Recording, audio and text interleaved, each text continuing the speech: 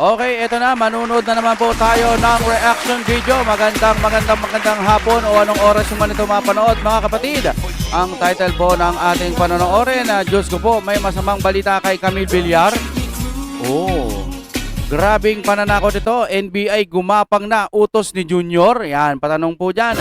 Kung trip nyo na may kasamang reaction video, panoorin na po natin ito ng sabay-sabay. Ano po ba ang meron? Ito ang balita ngayon, trending at pinag-uusapan ngayon sa mundo ng social media. Ang di umano'y balitang, sino man sa atin ang kakalas sa ating grupo matapos nating makita ang sakripisyo at pag-alalay ng isa sa atin. Sa palagay ko, mas masahol pa siya kay Judas. Ito ang matinding buwelta ni Senator Camille Villar na siyang tila'y kinagulat ng minority bloc sa kampo nila Soto matapos na bulabog di umano ang gapangan at grabing pressure sa majority bloc para lang bumaliktad sa pamumuno ni Senate President Alan Peter Cayetano.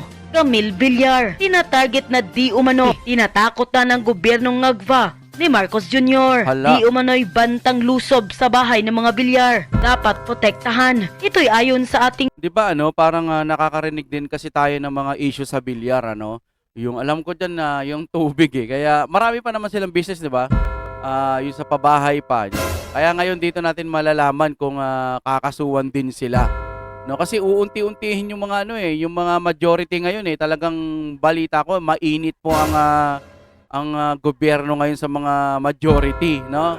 Tignan natin. mga kababayan online matapos ang di umano'y pananakot sa kanila. Pero bago ang lahat, kung bago ka pa lamang sa aming channel, please huwag kalimutang mag-like, subscribe at i-click ang notification bell para mas maging updated ka pa lalo sa lahat pa ng bagong video na Alright. i-upload namin. At eto na nga mga kababayan, ayon pa sa kumpirmadong balita na ang balita ngayon, mas masahol pa kay Judas Camille Villar. May babala umano sa sinumang tatalikod sa Senate majority. Umani ng matinding atensyon on Kumbaga, mas may malala pa sa pinaka-Judas.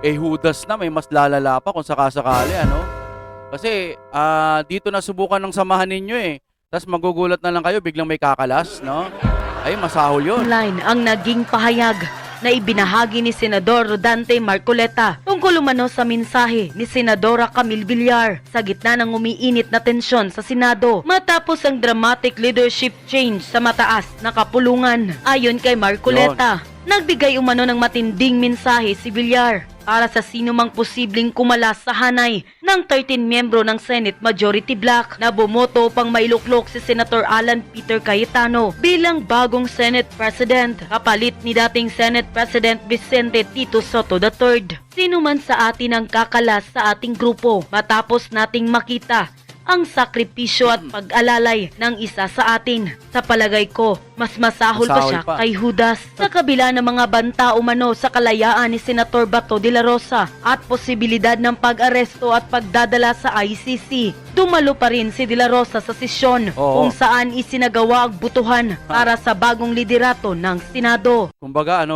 parang naging buwis buhay talaga tong si Senator Bato, Sa ngayon, wala pang inilalabas na hiwalay na pahayag si Senadora Camille Villar upang linawin o dagdagan ang umano'y mensaheng ibinahagi niya sa grupo. Sa oras na ito ay bibigyan natin ng update itong naging pahayag ni Senator Amy Marcos laban sa kanyang kapatid na si Bongbong Marcos sa panahon po na nilulusob at inaatake ang Senado. At mula doon sa mga nakuha niyang impormasyon from sources inside the government and even from the NBI, alam naman po natin maraming koneksyon din po si Senator Amy Marcos sa mga career and mga plantilla ng mga government officials na nagbibigay ng update sa kanya. At sinabi niya, at pati doon sa mga nakuha niyang sources from the NBI mismo, na inutusan ni Marcos Jr. ang NBI to get Bato de la Rosa at all cost. Aristuhin, kuhanin, damputin mula sa Senado at ipatapon yan. Mula doon sa Senado, ididiretso na siya sa ICC detention facility. Kumbaga, yung tulad po kay Tatay Digong, ewan ko ba sa, alam nyo, naguguluhan talaga ako kasi wala nang jurisdiction, sinasabi din ng pamahalaan natin, ng gobyerno natin, wala naman daw talagang warrant of arrest. Pero bakit ngayon? Iba yung sinasabi ng gobyerno doon po sa aksyon ng mga taga-NBI na talagang huhulihin po nila si Senator Bato. Ano po ba talaga ang pinaka ano doon, ano? Dahil kahit ako, naguguluhan ako eh. Sumusunod pa ba tayo sa batas ng Pilipinas? Tapos ngayon ICC, kailangan ulihin si Bato. 'Di ba no? Doon ako na ano eh, nabobobohan eh. Kasi wala naman jurisdiction, pero bakit wala naman din warrant of arrest? ICC naman ang may warrant of arrest, pero wala naman na tayong jurisdiction sa ICC. Mismong presidente nagsabi na rin ng ganun. Pero bakit ganun? Bakit agresibo, di ba? Nakakabahala at nakakagalit ang naturang pagbubunyag na ginawa ni Senator Amy Marcos laban sa gobyerno ni Marcos Jr., who happens to be kapatid niya si Marcos Jr., pinsan niya si Martin Romualdez, nakatandem ni Marcos sa sindikato sa gobyerno sa kasalukuyan. Ano po ang epekto at implikasyon ng naturang pagbubunyag ni Senator Amy? Number one, hindi totoo at bagkos nagsisinungaling si Marcos.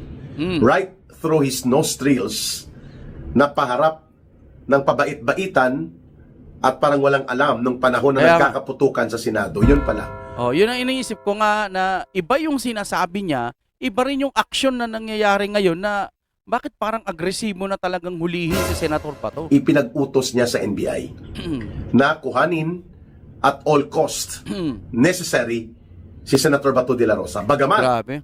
hindi pa nai-establish sa competent judicial authority sa Regional Trial Court at may usapin pa sa Korte Suprema sa paglilinaw ng status o epekto nitong ICC warrant of arrest laban kay Senator Bato de la Rosa, ipinag-utos na ni Marcos Jr. di umano sa NBI.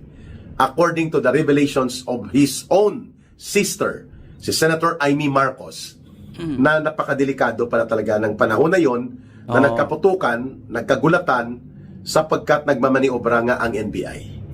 At yon ay nakita sa pangyayari na nagbabarena sila sa GSIS likod, papasok sa Senado, may deployment ng more than 20 na mga NBI agents na nahagip sa CCTV footage ng kamera doon sa GSIS at sa Senado mismo na gumagapang at nagmamaniobra papasok sa Senado. Kaya pala may mga NBI sa GSIS ba yun? Parang natunog ko lang. Ewan ko, correct me if I'm wrong kung sa GSIS nga yun. Parang nandoon natin yung mga NBI. Anong meron? Parang, ewan ko lang kung may kinalaman nito na kukunin nila yung mga CCTV. Ewan ko lang, baka hindi naman. Okay, ngayon, bakit may nagbabarena doon? Wala namang warrant of arrest sa Pilipinas. Bakit kailangan magbarena itong mga taga-NBI? According to the video. Pero malamang, sa malamang ay baka itong mga NBI itinatanggi nila na may ganong pangyayari. Ewan ko lang din. Kasi alam nyo, naguguluhan na talaga ako sa gobyerno natin.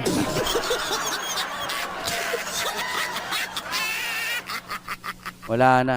Papunta na to sa papunta na to sa charter change. Tapos i-extend ang termino. Sa tingin ko vision ko lang to. Tapos maaring maging 10 to 20 years na po ang President BBM. Pagkatapos niyan, hindi na talaga nila bibitawan. Hindi ba't si Mama Lenlen na rin ang nagsasabi niyan? Ito lang ang hindi ko maintindihan sa mga kakamping tsaka mga dilawan. Ayaw nila makipagkaisa sa mga Duterte kasi nga ayaw din nila sa Duterte. Di ba? Kaya ngayon, nagagamit yon ng administrasyon ngayon para mas powerful po sila. Wala tayong nagagawa. Nakikita na natin lahat ng mga mali sa paligid, pero hindi pa rin makagalaw kasi hindi nagkakaisa ang sambayan ng Pilipino. Kahit po yung mga nasa pwesto, baka lang naman namamaletahan, kaya wala talagang kumikilos. Nasa kontrol ng kapangyarihan ng administrasyon ngayon na mapabuti daw ang ating bansa. Wala Ganito ho talaga, kahit magnangangak itong mga mga mas matataas, halimbawa sila Kiko Barsaga. Si Kiko Barsaga, parang balita ko, ididemanda ng NBI. Wala, parang silent martial law talaga. Na ito namang mga taga-kakamping o dilawan, tinatanga-tanga na lang nila yung sarili nila. Basta wag lang maupo si Duterte. Dito na kami kay BBM, basta wag lang maupo si Duterte. Kahit nakikita na nila na ganito na ang nangyayari, wag lang ang mga Duterte. Yan. Balang araw, sa tingin ko, pag talagang hindi na nila masikmura, no, wala na talaga, malamang magkakaisa ang sambayan ng Pilipinas. Yung tipong nakikita na nila talagang hirap na tong Pilipinas, tsaka palang kikilos siyang mga yan. Pero dapat hindi na natin hintayin sa ganong pagkakataon kasi kawawa na po ang mga kababayan ho natin, lalo na yung mga said, no, yung pamamasada na lang ang kanilang trabaho, driver, tricycle, jeep, bus, ewan ko kung ano pa man. Lalo na yung may mga nag-ano lang, ang tawag dyan, kota-kota, no? Wala na. Paano, ano pang iuwi nila sa pamilya nila? Kung dati nakakauwi sila ng 400, 500, 700, swerte kung 1,000, 1 to 1,500. Pero ngayon daw, parang 300, 400 na lang. Wala pa. 350 na nga lang ata, no? To 300. So, kawawa pong mga Pilipino. Ngayon, habang kawawa ang mga kapwa nating Pilipino, yung mga nasa taas, nag-aaway-away. Gustong pabagsakin ang Marcos ang mga Duterte. Ngayon, ito nga lagi ang tinatanong natin, pag napabagsak nyo ba ang mga Duterte, sa tingin nyo ba aasenso tayo? Ito lang din ang nakikita ko pang isa. Siguro pag napabagsak na nila si Duterte, baka isunod na nila si BBM. Kailangan Duterte muna. Yan ang nakikita ko lang, ano? While si Matibag na direktor ng NBI at sila Trillanes na nag-aaktong impostor na sheriff ng ICC ay deadma lang, todo tanggi.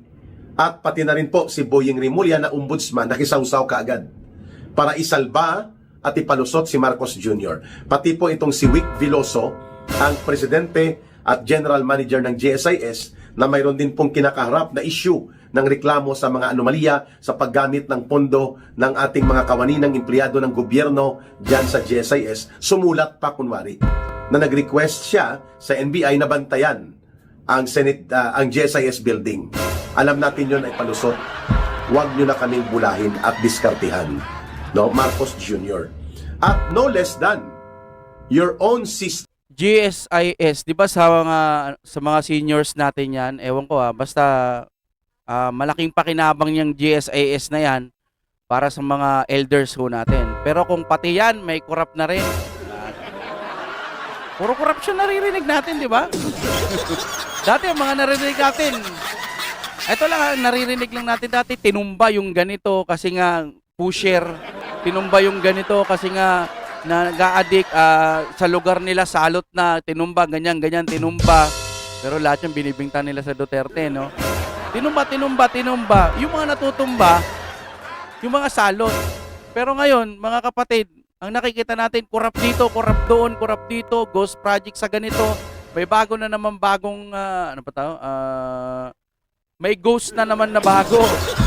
Parang sa, sa PhilHealth or ano, basta, meron pang isa susunod na i-update ko po kayo dyan. May bago po, hindi naman flood control yun para may isa pa. Sa mga nakakaalam, comment po kayo dyan Basta may bago. Confirm na ikaw ang nagkumpas kung bakit naging ganon kalakas ang loob ng mga taga-NBI at bakit ganon na lang ang pagtatabon-tabon at maniobra ni Melvin Matibag sapagkat all their actions, including si Trillanes, na bugos at impostor para sa ICC, ay malakas ang loob na atakihin po ang Senado. Grabe. Kaya naman, todo tanggi naman si Marcos. Sinabi niya, mali ang sinasabi ng Senado, mali daw ang binabanggit ni Senator Alan Peter Cayetano na mayroong pag-atake na ginawa sa Senado. O anong nangyari yun? Hindi ba pag-atake yun?